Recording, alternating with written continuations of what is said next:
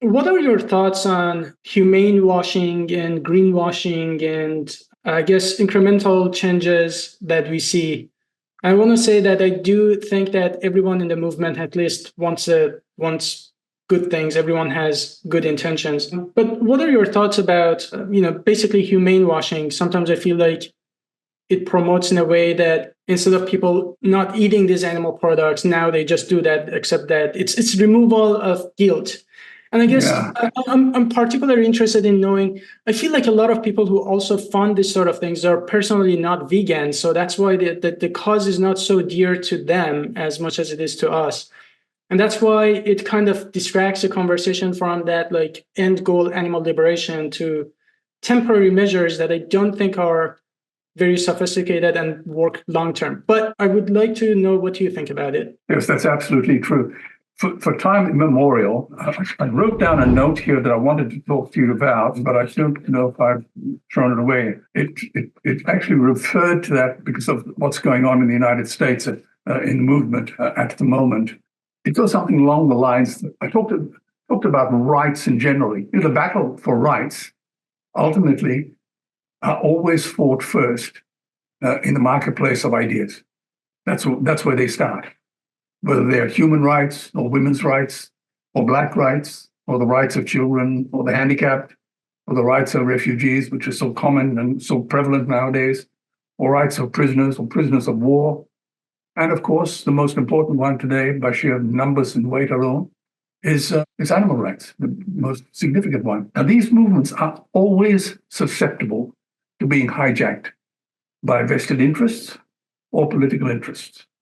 We know that.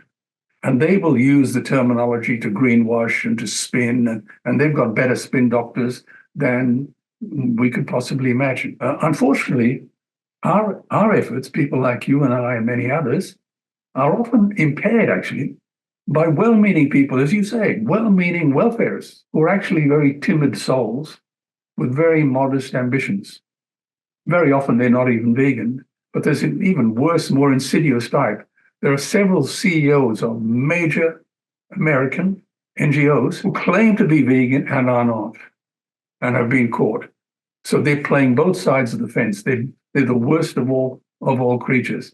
But because they have this cult following, they are immune, like Donald Trump, from all criticism. So I think I posted some comment the other day talking about this notion of rights. The suffragettes didn't fight for women's welfare. They demanded women's rights. And I believe in rights, not welfare. Where alchemy ends, chemistry begins. Where astrology ends, astronomy begins. Where animal welfare ends, animal rights begin. I believe in starting at the beginning, just like you do. We start with rights. And in the process, the welfare, like the rising tide, will float all boats.